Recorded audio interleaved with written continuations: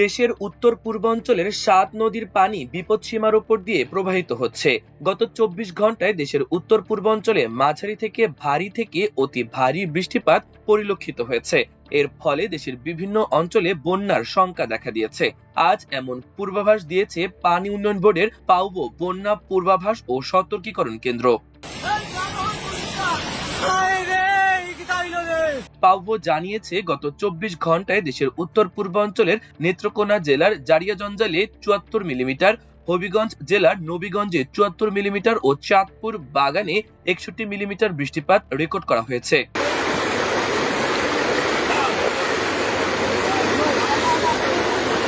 আজ সকাল ৯টার তথ্য অনুযায়ী ২৪ ঘন্টায় উত্তর পূর্বাঞ্চলের হাওর বেসিনের ৩টি জেলার ৭টি নদীর ৮টি স্টেশন প্রাক মৌসুমী বিপদসীমার উপর দিয়ে প্রবাহিত হচ্ছে। অন্যদিকে ভারতের বিশেষ বুলেটিন থেকে জানা গেছে, মেঘালয় ও আসামে মাঝারি থেকে মাঝারি ভারী বৃষ্টিপাত হয়েছে। মেঘালয়ের চেরাপুঞ্জিতে ১৪ মিলিমিটার বৃষ্টিপাত রেকর্ড করা হয়েছে। আজ সোমবার সকালে দেওয়া আবহাওয়ার পূর্বাভাসে বলা হয়েছে, ময়মনসিংহ, ঢাকা, খুলনা, চট্টগ্রাম ও সিলেট বিভাগের কিছু কিছু জায়গায় এবং রংপুর ও বরিশাল বিভাগের দু এক জায়গায় অস্থায়ীভাবে দমকা অথবা ঝড়ো হাওয়া ও বিদ্যুৎ চমকানো সহ হালকা থেকে মাঝারি ধরনের বৃষ্টি অথবা বজ্রসহ বৃষ্টি হতে পারে। সেই সঙ্গে রাজশাহী, ময়মনসিংহ, ঢাকা, খুলনা, চট্টগ্রাম ও সিলেট বিভাগের কোথাও কোথাও মাঝারি ও ভারী এবং অতি ভারী বর্ষণ হতে পারে। পাউবোর পূর্বাভাসে বলা হয়েছে, দেশের উত্তর পূর্বাঞ্চলের হাওর অববাহিকার প্রধান নদীসমূহের মধ্যে সুরমা, কুশিয়ারা ও ধনু, বাউলাই নদীসমূহের পানি সমতল বৃদ্ধি পেয়েছে। অপরদিকে বুগাই, কংস নদীসমূহের পানি সমতল হ্রাস পেয়েছে। পূর্বাভাসে আরো বলা হয়েছে, গত ২৪ ঘন্টায় দেশের উত্তর পূর্বাঞ্চলের উজানে অর্থাৎ আগরতলা, ত্রিপুরা এবং অভ্যন্তরে হাওর অববাহিকায় মাঝারি ভারী থেকে ভারী বৃষ্টিপাত পরিলক্ষিত হয়েছে।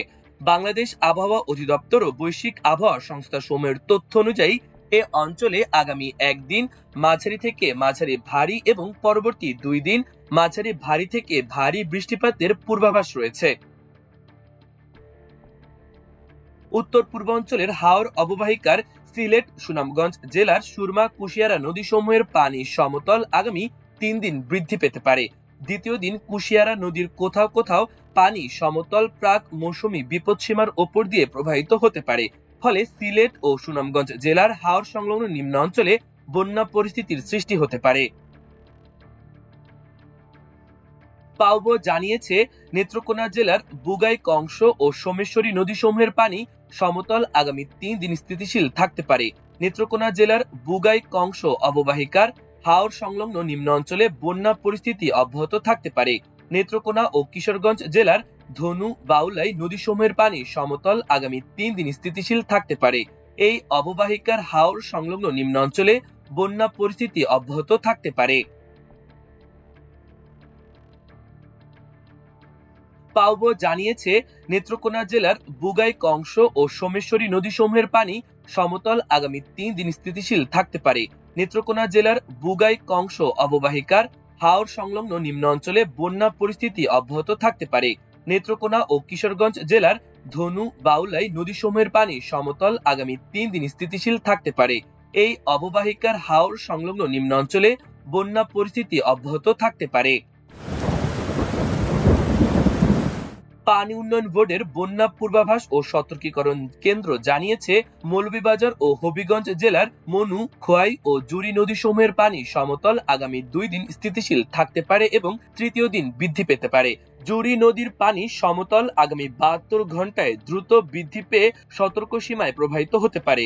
সুতরাং নদীর পানি সমতল আগামী একদিন বৃদ্ধি পেতে পারে, পরবর্তী ২ দিন হ্রাস পেতে পারে এবং প্রাক মৌসুমী বিপদসীমার ওপর দিয়ে প্রবাহিত হওয়ায় হবিগঞ্জ জেলার বন্যা পরিস্থিতি অব্যাহত থাকতে পারে। মাল্টিমিডিয়া ডেস্ক, আমার দেশ।